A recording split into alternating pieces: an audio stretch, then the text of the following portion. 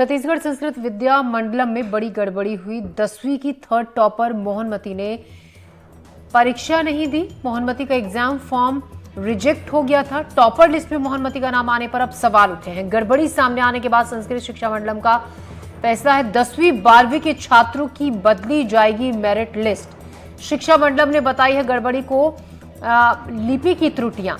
तो 10वीं 12वीं के छात्रों की जो मेरिट लिस्ट है, आपको बता दें, बड़ी गलती या फिर कहें कि लापरवाही।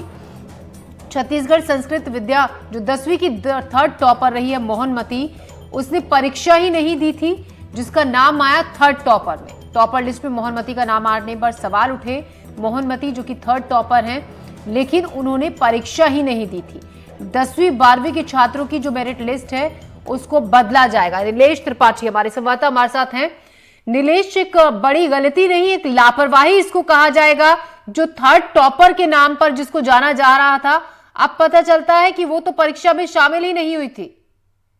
बिल्कुल, देखिए ये न सिर्फ गलती नहीं, ये एक लापरवाही और उससे भी बड़ी बात जो सामने आ रही है, जो दबे जुबा छत्तीसगढ़ संस्कृत शिक्षा मंडलम है, उनके उससे जुड़े लोग ही कह रहे हैं कि ये एक पूरा रैकेट है जो इस तरह के काम को अंजाम देता है कि जो परीक्षा में मान लीजिए शामिल नहीं हो पाए या फिर जिसको अपना मार्कशीट बनवानी हो, इस तरह का जो रैकेट होता है, फेक मार्कशीट बनाने की या गलत तरीके से पास फेल करने का जो खेल होता है, उसकी भी एक बड़ी आशंका इसमें दिख रही है और दबी जुबान वहां के लोग ही इससे इनकार नहीं कर रहे हैं। तो ये सिर्फ लापरवाही या गड़बड़ी का इस तरह का मामला नहीं है, लेकिन ये एक बड़ा रैकेट का मामला सामने आ सकता है। अगर ढंग से इसमें जांच किया जाए प्रशासन द्वारा, तो हो सकता है कि इसमें एक बड़ा रैकेट सामने आए, जिसमें जो लोग पास फेल का खेल कराते हैं, और उसमें पास फेल का सिर्फ खेल नहीं, ये तो टॉपर लिस्ट में भी लोगों को जो परीक्षा दिया ही नहीं उसको टॉपर लिस्ट में ला ले रहे हैं, वो भी तीसरे नंबर पर।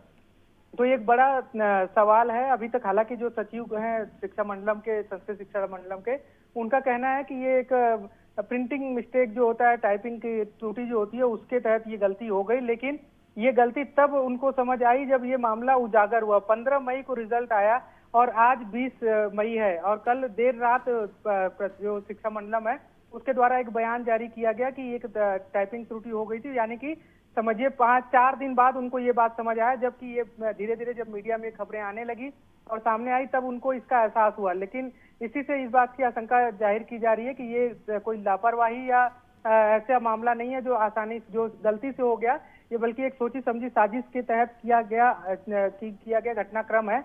और इसमें एक बड़ा रैकेट भी अगर ढंग से जांच हो तो सामने आ सकता है। जो पास फेल का खेल करता है, जो परीक्षा नहीं दिया उनको भी पास करवा देता है या उनको टॉपर लिस्ट में ला देता है। तो अगर ढंग से जांच होगी तो इसमें और भी खुलासे हो सकते हैं। लेकिन अब नीलेश, सवाल कुछ और जहन में जो आते हैं वो ये कि जो बाकी नाम है, क्योंकि जब ऐसी गलती एक नाम के साथ हुई है तो संभव है सभी के जहन में सवाल, खासतौर से छात्रों के जहन में सवाल, क्योंकि जब छात्रों का रिजल्ट आता है तो बहुत से छात्र ये शिकायत करते हैं जैसा पेपर गया था, जितनी उम्मीद थी वो नहीं आई। तो अब इसके बाद वो सवाल जरूर खड़ा होगा कि जो और भी नाम है, जो अव्वल हैं, जो आगे हैं, कहीं ना कहीं उनके नामों में भी इसी तरीके की त्रुटि हो सकती है। बिल्कुल, देखिए जो अलग अलग जानकारियां आ रही है उसके मुताबिक जो आंसर शीट है छात्रों की, उसमें अलग अलग हैंड राइटिंग है। मतलब एक ही आंसर शीट में अलग अलग हैंड राइटिंग से लिखा गया है। तो ये भी एक है कि क्या कोई परीक्षा सेंटर में कुछ और लिखा गया, फिर उसके बाद परीक्षा सेंटर के बाद कॉपी में कुछ और लिखा गया, ये भी एक बात आ रही है, वो जो जांच के दायरे में है। जब मैं ये कह रहा हूँ कि इसमें एक बड़ी साजिश और एक बड़ा रैकेट होने की आशंका है, तो इसके पीछे ये तमाम तर्क हैं कि सिर्फ पास फेल का खेल नहीं है कि चलिए गलती से नाम आ गया, मनीषा गर्ग का रोल नंबर था और उसकी जगह मोहनमती का नाम दर्ज हो गया, ये टाइपिंग एरर हो सकता है। लेकिन सिर्फ इतना ही नहीं है, इसके अलावा जो आंसर शीट मिल रहे हैं इनके, उसमें अलग अलग हैंड राइटिंग है। ये भी एक बड़ा इत्तेफाक है कि एक ही स्कूल के कई सारे टॉपर्स हैं, इसमें हैंड राइटिंग भी उन्हीं स्कूलों के अलग अलग मिल रहे हैं। तो इसमें इस बात से आशंका लगाई जा रही है कि ये जो है एक बड़ा रैकेट काम कर रहा था, जो लोगों को पास फेल करने के एवज में या तो उनका अपना कोई निजी स्वार्थ या फिर हो सकता है कि एक पैसों का लेन देन हुआ हो। ये सारी चीजें हालांकि जांच में ही सामने आएंगी कि धांधली हुई है तो किस स्तर पे हुई है और कौन कौन इसमें शामिल था।